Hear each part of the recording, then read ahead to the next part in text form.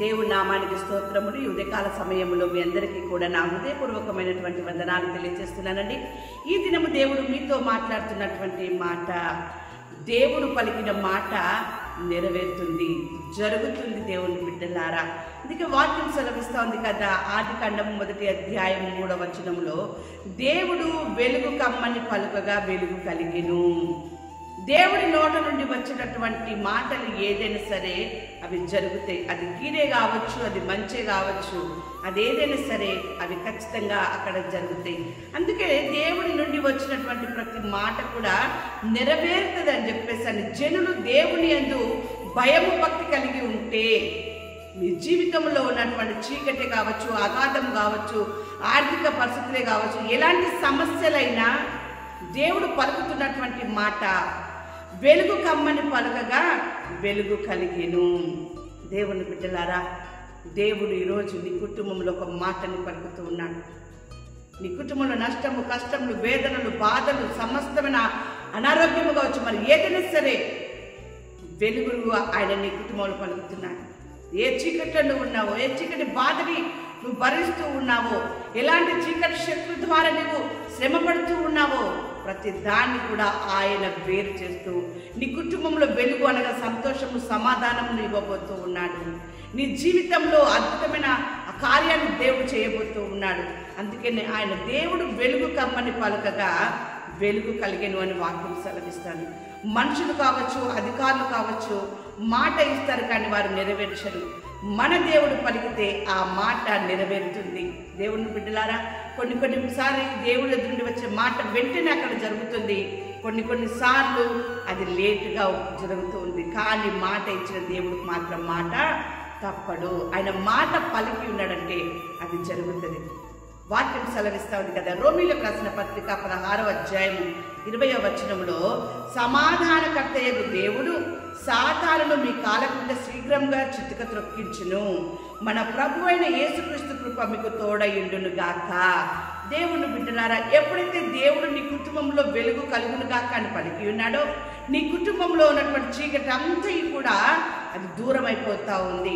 నీ కుటుంబంలో ఉన్న కష్టము, నీ కుటుంబంలో ఉన్న వేదన, నీ కుటుంబంలో ఉన్న దుఃఖము, నీ కుటుంబంలో ఎలాంటి పరిస్థితులు ఉన్నాయో, నీ సంఘంలో ఎలాంటి పరిస్థితులు ఉన్నాయో, దేవుడు ఈరోజు సమాధానకర్తయ్యకు దేవుడు ఆయనకి నీకు సమాధానం ఇవ్వడానికి, ఆయనకు నీకు మధ్యగా ఉన్నటువంటి చీకటిని, సాతానుగాన్ని, సమస్తమును కూడా మీ కాళ్ళ కింద చిత్తుగా దొక్కడానికి వెలుగు కలుగునుగా కాని పలుకుతూ ఉన్నాడు. దేవుని బిడ్డలారా, అదంతా కూడా దేవుని యొక్క కృప మనకు తోడ ఉండడం వలన జరుగుతున్నటువంటి కార్యము.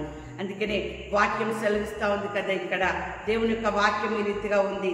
రాజుల 1వ గ్రంథము 9వ అధ్యాయము 9వ వచనములో, జనులందరూ ఐగుప్తు దేశంలో నుండి తమ పితరులను రప్పించిన తమ దేవుడైన యెహోవాను వారు విడిచి ఇతర దేవతలను ఆధారము చేసుకొని కొలిచి పూజించుచూ వచ్చింది కనుక యెహోవా ఈ కీడంతయు వారి మీదకి రప్పించి ఉన్నాడు.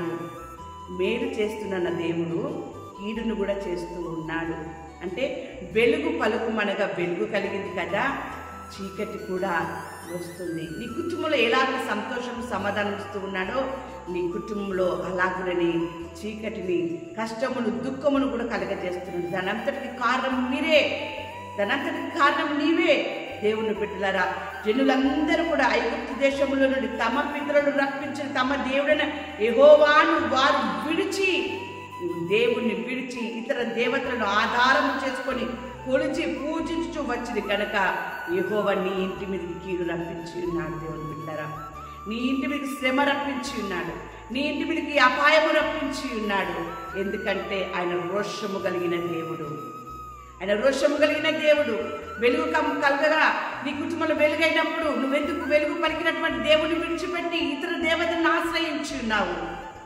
వెలుగు కలగమని పలికిన వెలుగుని విడిచిన నీకు ఇతరుల దేవతల ద్వారా నీకు వచ్చేది చీకటి. దేవుని బిడ్డలారా, అందుకనే వాక్యం సెలవిస్తూ ఉంది కదా, ఇక్కడ ఇర్మియా గ్రంథము 2వ అధ్యాయం 19వ వచనములో వాక్యం ఈ రీతిగా ఉంది, నీ దేవుడైన యెహోవాను విసర్జించుటయు నీకు నా ఎడల భయభక్తులు లేకుండుటయు బాధకును శ్రమకును కారణమగునని నీవు తెలుసుకొని గ్రహించినట్లు నీ చెడుతనము నిన్ను శిక్షించును, నీవు చేసిన ద్రోహము నిన్ను గద్దించునని ప్రభువును సైన్యములకు అధిపత్యగు యెహోవా సెలవిస్తున్నాడు.